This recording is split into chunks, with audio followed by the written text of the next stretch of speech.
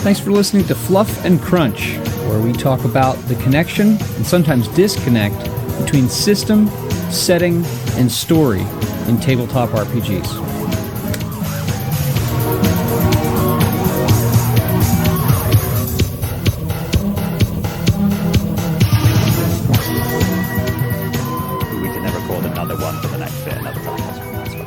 Well, here's the deal. We're already recording, okay? And see, you, before I started recording, you probably justifiably accused me of being long-winded.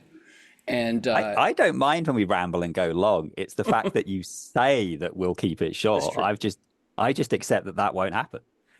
So that's well, it's fine. going to happen today. Doesn't bother me. It's going to happen today. So we're going to talk about, before we get into this, we are going to talk about character creation, different modes of character creation. And skipped our normal intro. I know that, but I just wanted to make sure that people were clear as we ramble on about things that we have not defined. People at least know, what are we rambling on about right now? We're rambling on about this idea of character creation, which we're not going to be long-winded about. We're going to get to the point. But before we get started, so we can get to the point, how are you on this fine day? Good. How are you?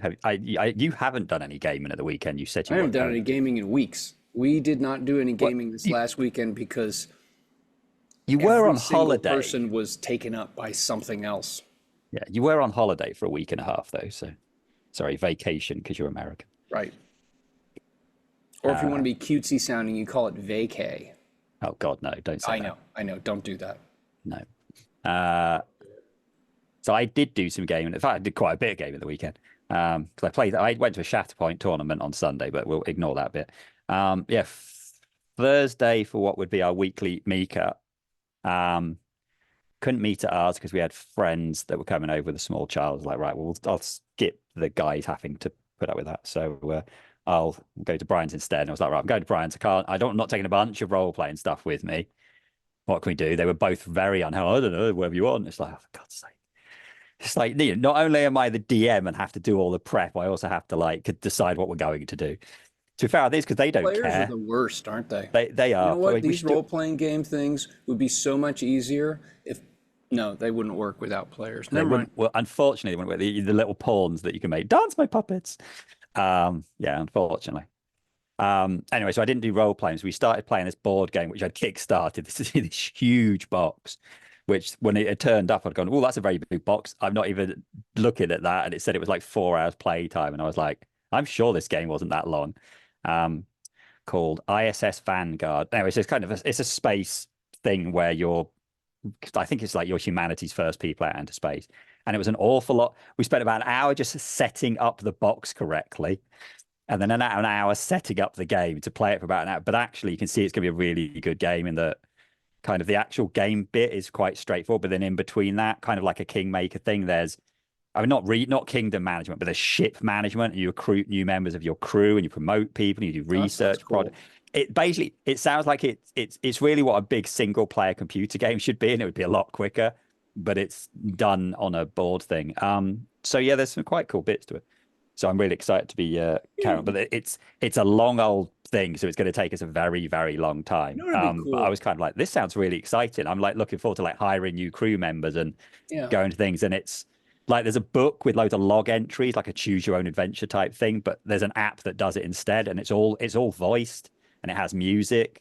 So yeah, I was really enjoying that. So I'm looking forward to kind of actually playing it almost like we basically played the tutorial, but it was like the first mission. Yeah. So now we get to go off onto more missions on our big ship. I think it'd be really cool is if you had a like a flat screen, like a table that you could use with multiple different board games and war games. It'd basically be a VTT but would be meant to be used by people who are with one another, not. Yeah. I mean, there's something tactile to pieces and parts, but I remember the nightmare of old school Axis and Allies. The original version is like a long time to set up and then forever to play. And so anyway, whatever. No, that's definitely there is. It doesn't necessarily exist in the way I wanted to, and stuff I'm not going to spend money on. But there is definitely a lot of really good board games have ridiculous setup and takedown times. So playing on online things where you can just press a button, and it's set up. Yeah, it's cool. But so you played that, no role playing. I played that. And No. I did nothing. It's not that I did nothing. I wrote. I worked Oh, on game stuff, but I did know. Aris game stuff or new game stuff? Mostly new, and then another Ooh. writing project that I've Ooh. been working on. That's something different, and then a little bit of Eris. Look at you, Mr. I know, Writing. I know. So let's get serious to talk about character creation here. Yeah, because I almost went off on another tangent then from what you said, See, but you I'll blame leave you. it and do You it say I later. go off on tangents. I Um, don't say I don't. I just doesn't bother me. I don't um, say we're going to be short.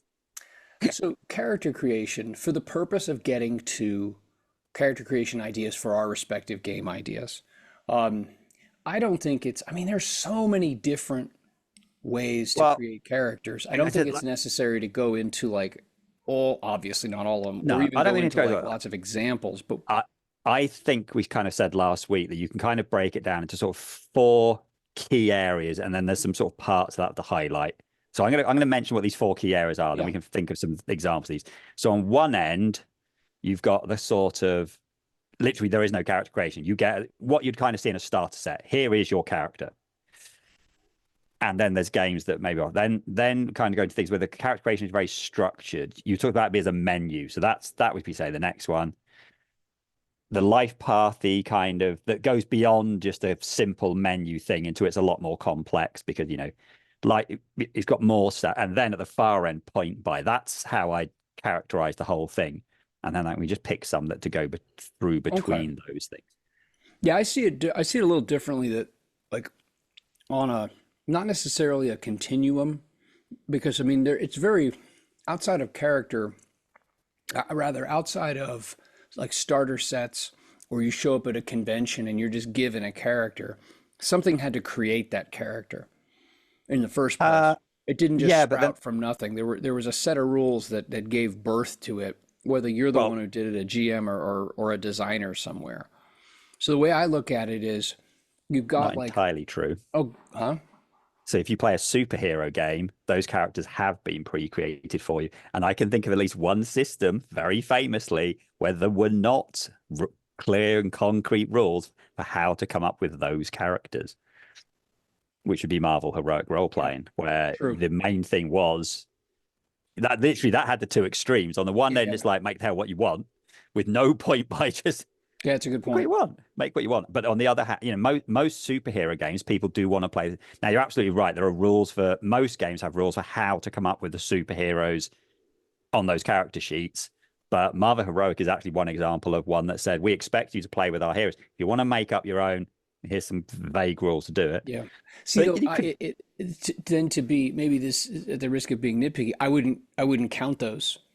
I no, mean, I wouldn't. there I you go. just I'm talking about you create a character to some degree, whether you take something and you finalize it, or you tweak it, or you throw some switches figuratively to make it your own, or you start from nothing.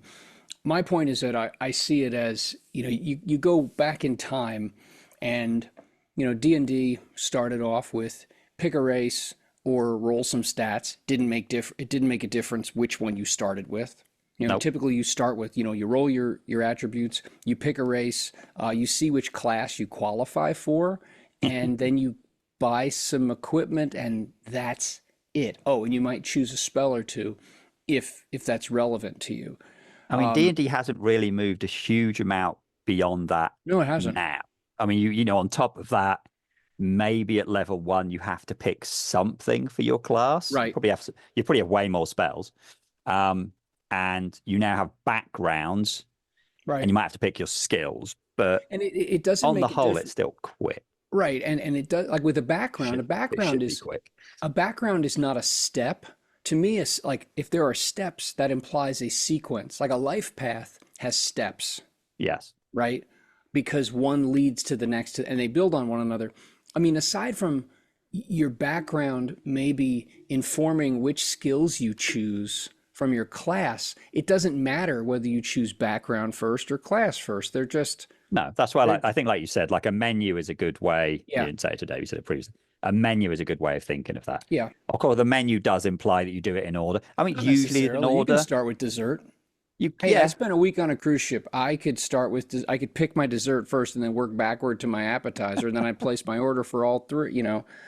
I But think yeah, a my, menu's a good analogy. yeah, I think menu versus sequence. And a sequence has Yeah. steps and a menu just has items. So plenty of games just have menus. And I think that D&D nowadays is at each level is more that than anything else. Pathfinder is really the same, but it has more. There are more things to There's more choose. choices on each thing. Yeah. Um, Conan 2D20, Infinity, Star Trek Adventures. Those are more life paths. Well, They're not super rigid. let's before we Oh, jump okay. onto that, if we're talking about menus, what? Because actually, there's another one I want to go back to the character creation thing. While we're talking about menus, what do you think is good and bad about a menu thing? Because I think this is useful to be able to then I think a do you on menu this. provides flexibility. Like you are I was gonna say, what? to me, one of the things I have an issue with is that it's the opposite. It provides this sort of rigid structure that you have to fit with. Well, that's not entirely true. It depends on how you've created it. Sure. But so, like in D&D, your class is you pick your you can't change race. You pick Right. your class. That class then ties you into a whole bunch of stuff forever. Pathfinder's better in that respect because you don't, you can be a bit more free opening with it. So actually, it's not fair to blame the idea of the menu. It's the how it works within the menu. But Yeah. one of the things that bugs me about 5e, and actually even earlier ones, like the ones you said, the original version where you would pick your race was your class, like basic D&D, Sure. where For like dwarf demi-humans, it and was. elf. And then you don't have any choices. Once you've picked that, you've rolled your stats, you've picked your class, you buy some equipment, and then you are locked in pretty much to that. I mean, unless, you know, like if you were an elf and you had some spells, but that was the exception. The reason why I called a menu approach flexible is because, you know, okay, here's my analogy. Every meal, breakfast, well, not breakfast, lunch and dinner, if I went to the main dining room on the ship, I got a Yep. menu that had appetizer, main, dessert. It had a list for each of those three, and those lists changed each day. But Yep. I would, it didn't matter which one if I was drawn to something on the, you know, the main dish first, and then I was like, oh yeah, I got to figure out my appetizer if I want one. It didn't matter. The fact is, when I placed my order, I ordered those three things regardless of what order I settled on them in. And so that's where a menu, because it's also, I see figuratively as everything is in front of you at once. There are no Yeah, that gates. that's what I think is the good bit of it, And being so, able to so if you, see clearly. yeah, I think if you have a reasonably clear idea or some kind of idea about what kind of character you want to play, this is what my character wants to be at the jumping off point to high adventure. A menu can be really easy because then you can say, okay, how will I arrange these different pieces and choose these different pieces to make that thing that I want my character to be upon beginning a story. So there's an advantage there.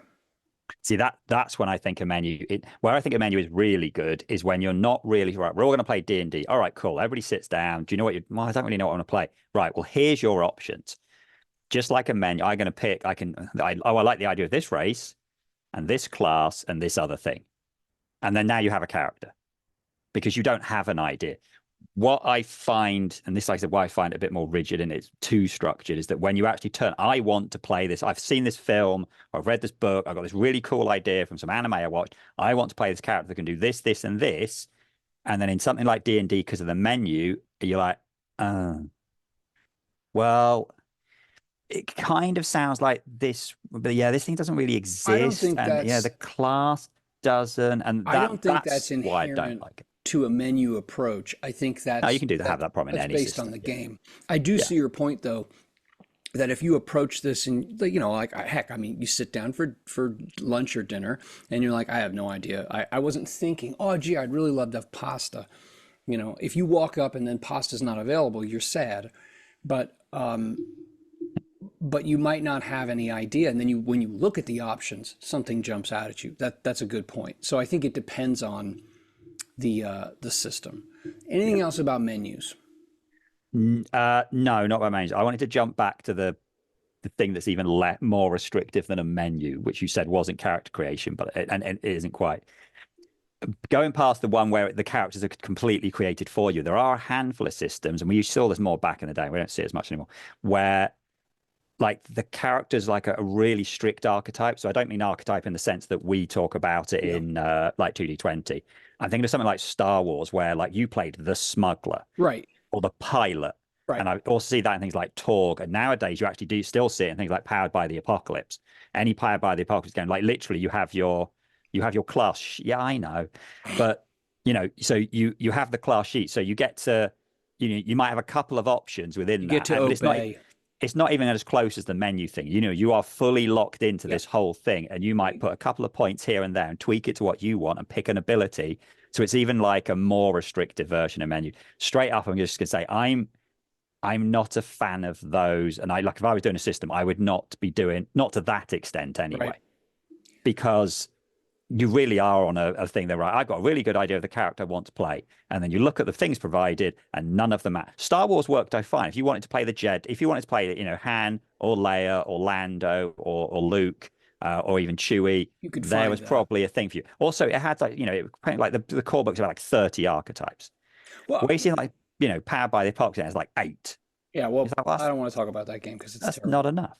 Um, So I don't like that. If you're going to do that, you need loads of yeah, options. and here's the thing about that, and I wouldn't call that like West End's Star Wars was the first time I had seen something like that, where you have these templates, Yeah, and you that's choose exactly a what they are. template, and then you make a few final choices. I wouldn't call that character creation. No, Call I'm that with you. character finalization, Yeah, or character customization. yeah, That's it. That works well if you have, I think, a clearly defined setting for whatever reason, and there's a lot of variety. I agree. I don't have a problem with those, but you got to know what you're getting into. And I'm not going to talk about that other one. So, okay. So now we can move forward. We can move away from yeah. menus to what? Well, you call them sequences because you're right. It's not always a life path. We can call it a sequence, or I mean, life path, I think, is the most common example of a sequence. That there is a like a layered effect. There you build your character in steps, phases, or by layers. And oftentimes life paths are like this. Like Cyberpunk 2020 was the first life path that I remember, where you start off and you roll through family and relationships and all this, so on and so forth. Now, the interesting thing, though, is that Cyberpunk 2020 did not, Cyberpunk 2020 was actually a menu for the mechanical side of your character. For the fluffy side of your character, it was a life path. It actually didn't really combine those two things. I think modern life path systems, like I would say that Star Trek Adventures is one, Conan 2D20 and Infinity, I think definitely are. Octoon Cthulhu, a little bit less so. It's a sequence, but less of a life path. Yeah, it's close to a menu. Star Trek, you start off with your species, and then you Yeah, move to your home world, or then your family, and it's like you build chronologically through this sequence, and you add these layers, which then they don't happen when I say independently of one another. And I think this is one of the advantages, but it can also be depending on how well it's done, how well it's executed, and a person's preferences. It could be restricting. Is that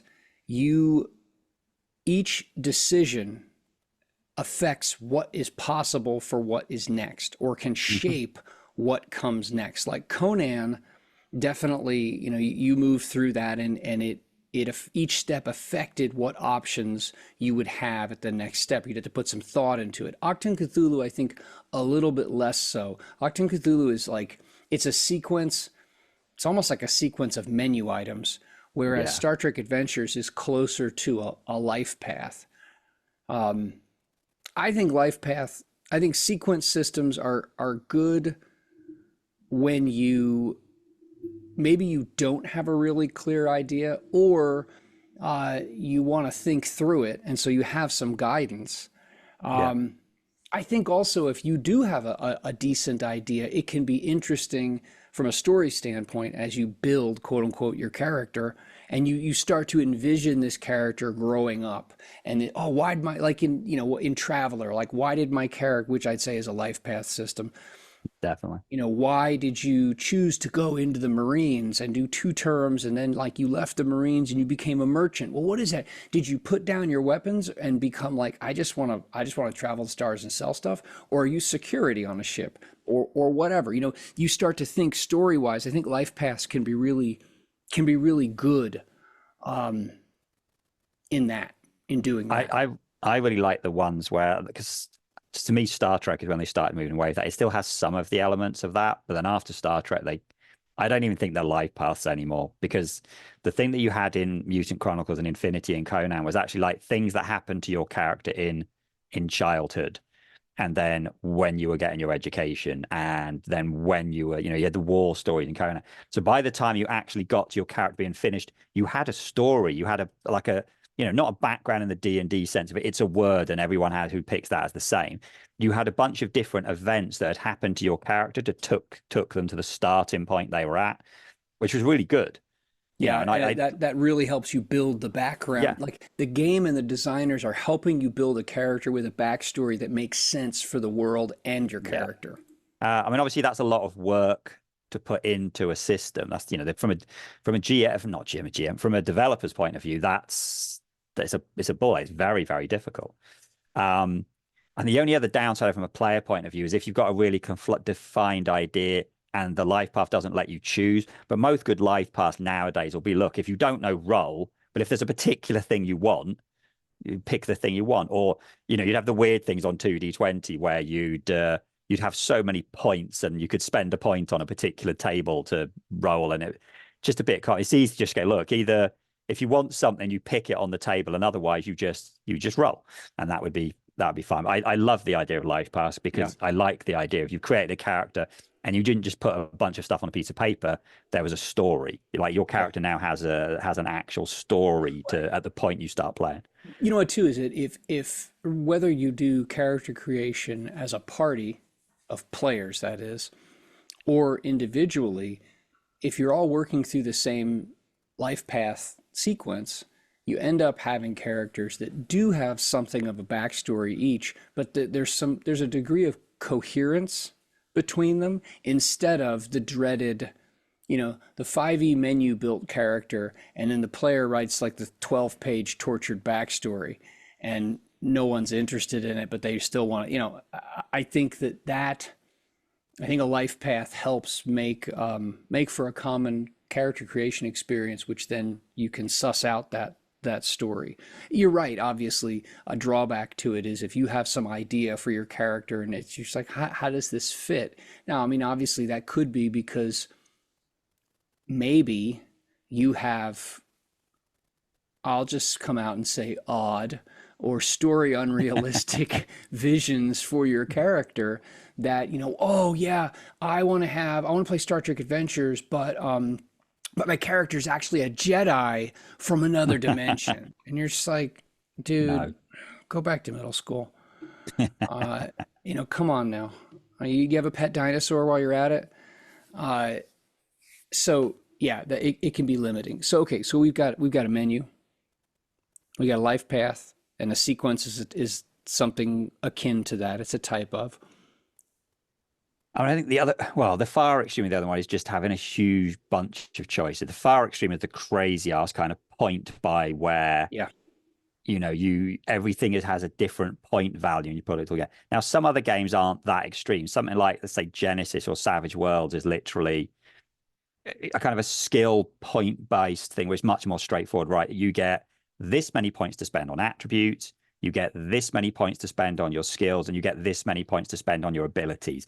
And they're clearly defined. And it's not so much a menu, because you're not picking a clear, there's not a clear class there, but there's not really a sequence. It's like you have it, your character, essentially, one way your character is made up of this, this, and this. And for each of those, here's how you do it. And, well, like, World of Darkness is classic like that. That's exactly what I was thinking of. Yeah, you have so many points to spend on your attributes. You have so many points to spend on skills, your merits, your fancy abilities. At some point, you do pick a kind of it's almost like a race, but it's not a race because you're all the same race. But Well, the like, different yeah, kind of if you're vampire playing clan, vampire, you're going whatever, to pick a clan. If you're playing werewolf, you're going to pick, like whatever fuzzy dog pack you're part of, or tribes or something whatever. like that. Yeah. But right, Um. So it that's actually. Go ahead. go on. No, I was gonna say Okay, you I'll go talk. ahead because Like I was just thinking of this with because I was thinking about this a bit ago, and you just made me think of it right now. I mean, Vampire the Masquerade, it actually doesn't matter if you look at your character and you're like, you just have this vision. I want my character to be rich. So you spend points. That's like the first thing you do is you dump a couple of points into resources yeah, under backgrounds, and like that actually doesn't matter. There's some guidance. Now, there's a difference. I think, I mean, I would call World of Darkness like a point buy system, but it's point buy in bins. yes, And because different things cost, you have different amounts of points to spend on different things, yeah, and you aren't like, how Vampire the Masquerade will give you, you have 9 attributes in 3 bins of 3, and you have certain amount of points to spend in each of those. So I like a pure point buy is like, here are your points, do what you want with them. yeah. And maybe there are different, like, attributes cost this much and skills cost that much, but there are no limitations for how much you can spend in each category, whereas there's a little bit of guidance there. And by the way, some oddity, I just got a pop-up that says that this free meeting ends in 10 minutes. That must be some upgrade from Zoom that now only gives you 40 minutes of free, which is my university account. So we have to rush. Okay. Well, we'll be finished in 10 minutes. Yeah. Then you'll have to start another call so we can finish our off-call conversation. It might be limited to that much a day. This will limit us in the future. I mean, I actually really like the World of Darkness. When I first saw that, I was like, I love this. You've got a huge amount of options, and I think part of the thing I liked is it gave points to things. When you start leveling, that's very simple because then you get XP and you spend the XP on the different things because, like you said, everything has different points cost. Yep. You do get that flexibility at the end. I don't have enough points to spend for attributes. Fine, we use the extra points at the end to spend on the thing that you didn't get enough for. But the way you created your characters was super straightforward. If you needed to knock up a character quickly, you could. If you wanted to spend ages, you could do that as well. But partly it's also what you put into it, because I've created good characters in like World of Darkness stuff because of the merit stuff.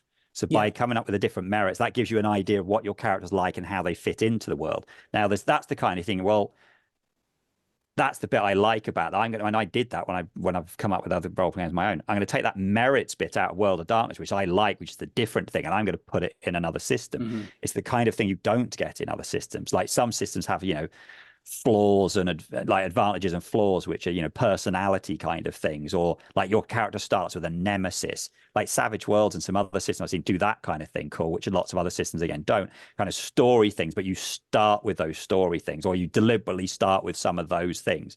Now that can work in any of the things we've talked about so far, but in something like World of Darkness or a full point buy, it'd be a way of getting extra points. But it's, again, I like the things where your character is more than just a bunch of numbers. It actually has some narrative thing into it. You can do this into any of these. I like also with one of the things about World of Darkness that it's a point buy in categories. Yeah. But that it's menu-like in that everything is available to you all at once. Unlike a life path where sometimes if you want to make changes, you have to undo things. Yeah. You have to go away. You get to go back and strip away layers. If you're following depending on how rigid the rules are, how detailed they are. So yeah, I've always thought still that World of Darkness's creation system was really good and clean. And now it doesn't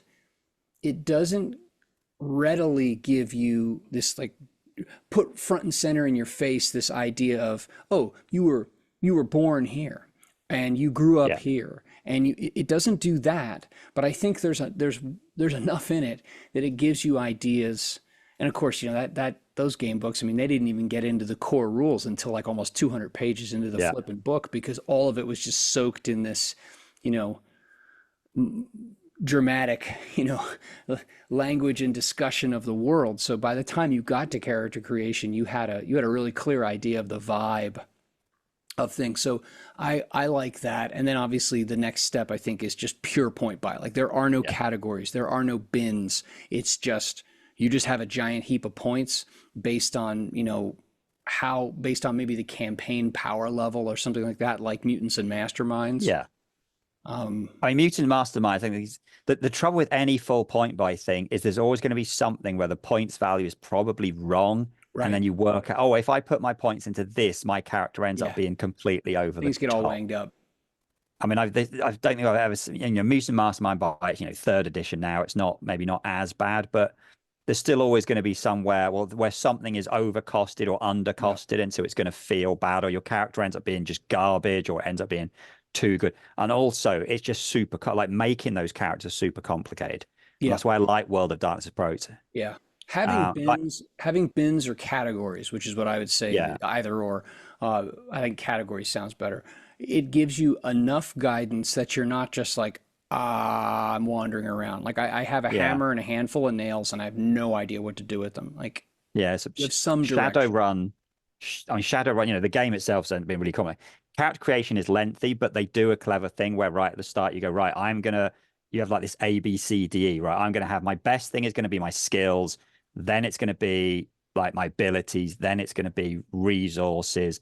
And then the last one will be like my race, right? Well, I put the lowest thing as my race. I have to be a human because Yep. they're the most basic. But I get this many points because I put my A as skills. I'm going to have loads of skills. This is what I put into attributes. My attributes would be this. I've got a medium amount. So it's, it kind of feels you rather than, because otherwise Shadowrun would be horrible because you've got so many different things you can make a character for. That's quite a clever way of, again, kind of like World of Darkness does, except there you have to pick your priorities. And again, it's like bins of points. Yeah. It's not just here, have everything. It's Just right. Because of your choice, you've got this for this, Yeah. this for this, this for this. And it focuses the mind. It makes it a bit easier. I think that's where I do quite like that kind of. Yeah, me too. I think that's the sweet spot. So because we're not going to go into it, we'll go into it in the next episode. That is what we're thinking of character creation for our own games. It sounds to me like that is what you're leaning toward. Is that correct?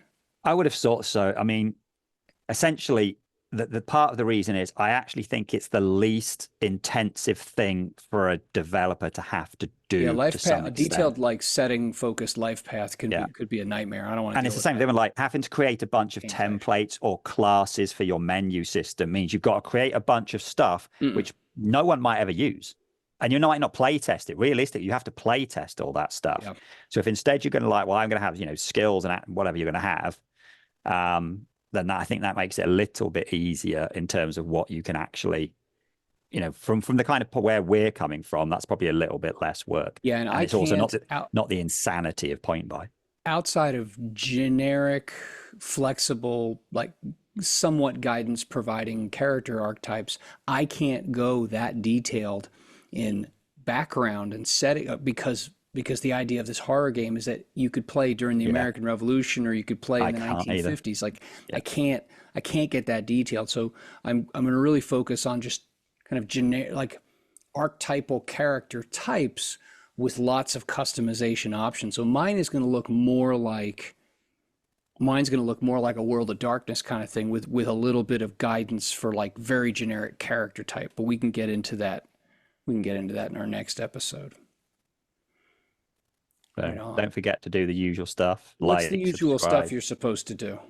Like, subscribe, join the conversation in the comments or on the Discord. Ring the bell. Don't forget to send us money to our secret bank account. That's right. Join the cabal. Unmarked, unsequential bills in a greasy paper sack to our P.O. Box dead drop. Yeah, so secret that we don't even know it. Well, then we could tell people if we were interrogated. Duh.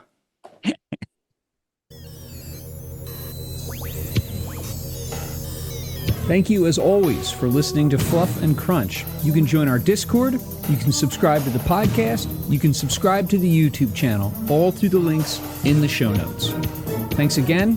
Have a great day. We look forward to talking with you.